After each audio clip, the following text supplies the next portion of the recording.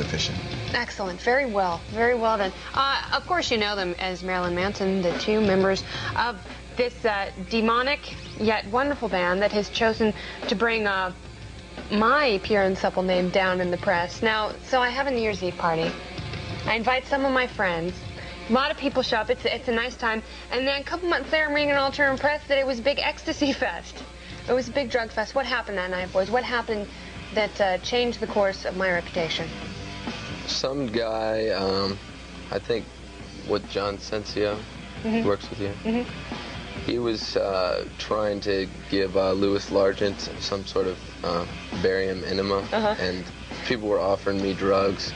He and I were trying to have a normal conversation about the best way to pack a shotgun when you kill yourself, so it doesn't, you know, cause any complications. Yeah. Or pain. And the next thing you know, we wake up and that's all I know. But it's in in alternative the paper. press here, I'm reading that maybe Bruce Dickinson was there and they were passing out Quaaludes. I don't know what happened, but I don't recall any of this happening at my party.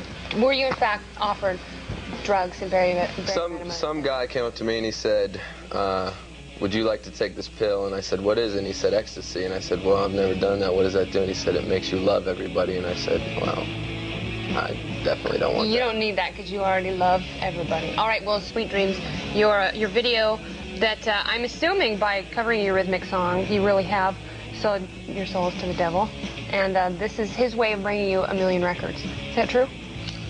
That's a fair assessment. Okay. Remember, the devil is Eddie. Oh, okay, Eddie is the devil.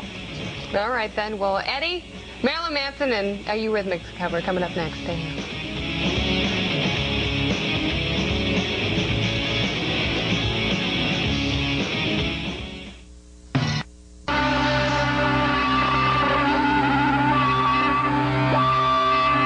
Apologize for any of the comments made about shotguns, barium enemas, or drugs. None of those were talked about or offered in my home, and I don't encourage any of you to associate with any of those items above. Thank you very much. That was 9 Inch Nails with Closer. Now we're talking to Marilyn and Madonna. Is it Madonna Wayne? Is it Madonna W? Pogo. Pogo. Yeah, actually, the other day, Trent was driving through New Orleans, and he was playing Closer. Because he was trying to pick up girls. It is Porsche. Just. You made me complicate you. I really. So, is he a good boss, Trent? He made us grow mustaches a couple months, like a month ago. Why? Because they tickle when you kiss a pickle? But yeah, So you all grew mustaches? we all had mustaches. Now, black is not the natural color of Trent's hair. What color did his mustache grow in? Ruby? Yeah, it was a bit. Crimson? Did it look like he was bleeding? No, he looked like Eric Stoltz in Mask. Frank. That was a fine movie. He did a really good job in that. I was surprised that he wasn't nominated for an Emmy. Now, one of the members of 9 Inch Nails filleted you while you were on stage. Was it Trent? I don't think we're allowed to talk about that, are we? I think we just... Okay, well, we're getting the rap cue, which is more like a guy fanning us off over here. So, what do you think of Oasis? I like Oasis because I read that article in Rolling Stones where they were talking about oral sex with groupies and drug use, which we don't promote either of. But I had a bit of envy, you know, that they get to lead that kind of a lifestyle. So I like that. Well, I think you should just keep living the clean life that you're living now. You know, just be your own person, be your own band. And we're going to be our own show with a little Oasis on the way. Stay tuned. We'll be back with a little more Marilyn Manson.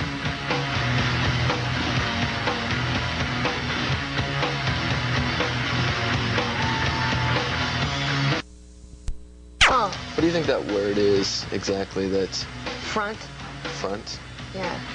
Is that like a rap term? Yeah, exactly. Okay. No, Trent's got an immense amount of street credibility that he likes to unleash. So what the hell was I going to ask you? Oh yeah, what happened with that session with Gail Mayron? The girl from Hanging with MTV. Yeah, show that was on about 3.5, 4 years ago.